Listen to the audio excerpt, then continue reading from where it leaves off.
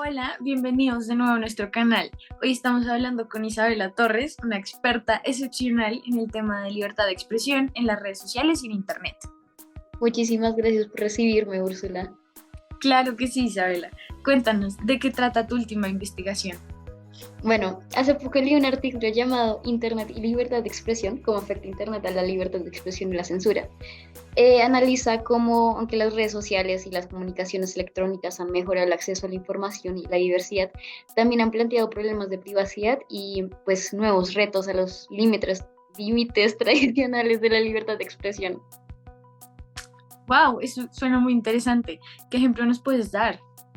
Pues hablan de conflictos relacionados con cuestiones de privacidad y la incitación al odio en las redes sociales. El autor argumenta que la ley necesita equilibrar la libertad de expresión individual con la expresión social de los límites de este derecho. ¿Y qué sugiere el autor?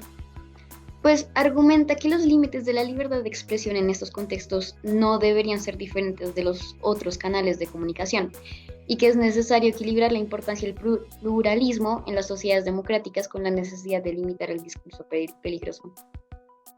Ok. ¿Y qué hay del papel del Estado en la regulación de la comunicación de Internet y de las redes sociales? El autor habla de la necesidad de neutralidad y equidad en la gestión de estos canales. También argumenta que los mismos principios y normas que se aplican fuera de Internet deberían aplicarse también en Internet. Ok.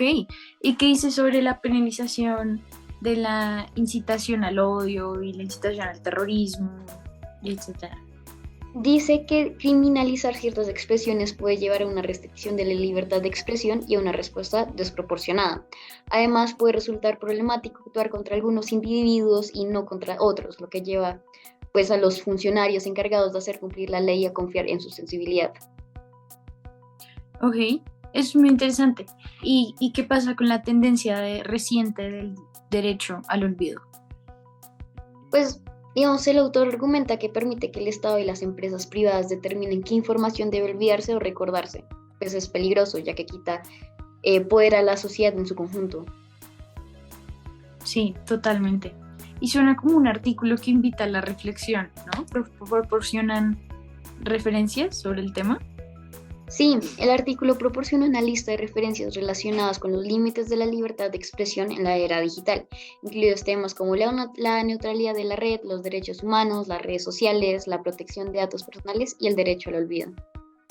A mí lo que me parece más interesante es todo lo que tiene que ver con los problemas éticos sociales en las redes sociales. Como uno de los principales problemas que se detectan es la posibilidad de que las plataformas de medios sociales se conviertan en monopolios, lo que puede limitar la competencia y conducir a la falta de diversidad en la información disponible para los usuarios. Eso es bastante importante y tienes toda la razón, pero ¿qué sugerirías para poder hacer frente a esa problemática? Pues el autor de ese mismo artículo defiende que el gobierno podría tener que imponer ciertas restricciones a esas plataformas para organizar que no abusen de su poder, y esto podría ayudar a mantener un equilibrio de poder entre la industria. Eso es bastante interesante. Creo que un problema más importante, o sea, ¿qué piensas del discurso de odio? Sí, ese es otro problema muy importante, es la posibilidad de que las redes sociales se utilicen para difundir discursos de odio, incitar a la violencia o discriminar a determinados grupos marginados, y el autor sostiene que deberían aplicarse a la expresión de las redes sociales las mismas normas que la expresión en todas las otras formas, y que la respuesta a la expresión que no está protegida constitucionalmente debería ser la misma independientemente del medio utilizado. Una perspectiva bastante interesante. ¿Crees que las empresas de redes sociales deberían ser responsables de los contenidos de sus plataformas? Es una pregunta difícil porque las redes sociales plantean nuevos retos para el sistema jurídico, sobre todo en lo que respecta al papel de los intermediarios y a la participación del gobierno en la regulación de expresión. Y sin embargo, de nuevo, el autor sugiere que es importante proteger el debate público que tiene lugar en las redes sociales y actualizar los principios constitucionales para adaptarlos de nuevo al nuevo entorno tecnológico. Sí, estoy totalmente de acuerdo. ¿Y qué crees de la privacidad? ¿Sabes lo que dice el autor sobre este tema? Sí, el artículo también aborda los riesgos potenciales para la privacidad que plantean pues, las redes sociales, en particular en lo que se refiere a la circulación de declaraciones destinadas a incitar la violencia, la discriminación o el odio, y el autor sostiene que deben aplicarse a la expresión de las redes sociales las mismas normas, lo que ya había dicho antes, que la expresión en todas las otras formas, y que la respuesta a la expresión que no esté constitucionalmente protegida debe ser la misma independientemente del medio utilizado. Ok, pues sí, en general el artículo subraya la necesidad de un enfoque equilibrado en la regulación de las redes sociales, que proteja la libertad de expresión y garantice que los usuarios no sean objetos de contenidos nocivos o discriminatorios. Exactamente. Es un tema muy complejo, pero es importante mantener una conversación abierta y honesta sobre los problemas éticos y sociales de las redes sociales. Bueno, a mí me gusta mucho cómo pone de relieve las cuestiones culturales que rodean a las redes sociales y la libertad de expresión. El autor también sostiene que, aunque las redes sociales han permitido a la gente expresarse libremente, también han creado nuevos retos para la regulación de la expresión y la protección de los derechos individuales. Wow, eso suena muy interesante. ¿Qué tipo de retos? Pues uno de los principales temas tratados es la tensión entre la libertad de expresión y los derechos personales, como la privacidad y la reputación.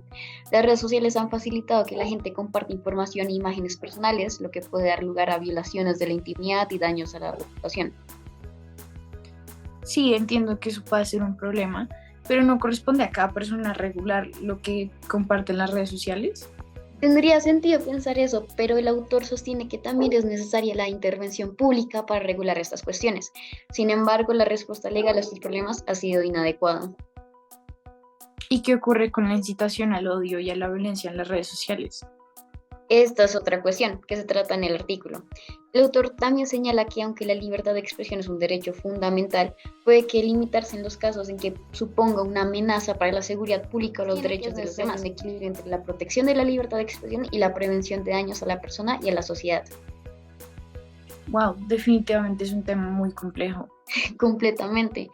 De hecho, el artículo subraya la necesidad de una intervención pública para abordar estas cuestiones, pues reconoce también las dificultades para, pues, encontrar un equilibrio entre la protección de la libertad de expresión y la prevención de daños a los individuos y a la sociedad. Claro. ¿Y has pensado alguna vez en los aspectos positivos y negativos de la libertad de expresión? Claramente, hay de lado y lado, o sea, yo creo que pues siempre va a haber pros y contras. Estoy de acuerdo contigo. Creo que por un lado las redes sociales permiten a la gente pues expresarse libremente, pueden mostrar su creatividad y compartir sus pensamientos. Sí, los medios sociales también fomentan la transparencia y la responsabilidad. Las instituciones y organizaciones pueden proporcionar información de forma más abierta. Esto puede generar una mayor confianza entre las personas y estas instituciones. Sí, los medios sociales también permiten debates abiertos y diversos. La gente puede participar en debates de cualquier tema, lo que puede conducir a una mayor comprensión y empatía entre diferentes grupos de personas. Es cierto, las redes sociales también pueden ser una plataforma para el activismo social y político. La gente puede movilizarse y llamar la atención sobre cuestiones bastante importantes. Sí, y todos estos son puntos positivos. Sin embargo, pues creo que también hay muchos aspectos negativos, ¿no? Claramente, el ciberacoso y el bullying son algunos de ellos. El anonimato y la amplia audiencia de las redes sociales puede facilitar que la gente acose e intimide a otros. Sí, y las redes sociales pueden propagar información errónea y noticias falsas, y puede ser difícil determinar qué es cierto y qué no. Completamente. Las redes sociales también pueden amplificar las voces extremistas, llevando a la normalización del discurso del odio y de ideologías peligrosas. Exacto. Las redes sociales pueden hacer que las personas pierdan su privacidad y se vuelvan vulnerables al robo de identidad o al acoso. Ujú. Por último, la adicción a las redes sociales puede hacer que las personas experimenten emociones negativas como la soledad, la depresión y la ansiedad. Ese es el lado negativo de las redes sociales, es verdad. Aunque son una plataforma para la libertad de expresión, también pueden ser perjudiciales. Completamente toca pues manejarlos con calma, con mucho cuidado y solo tenerlo en cuenta. Bueno, pues muchas gracias por venir, Isabela. Ha sido un placer. Ojalá puedas visitarnos de nuevo en nuestro canal. Ha sido muy interesante hablar contigo. Muchísimas gracias por tener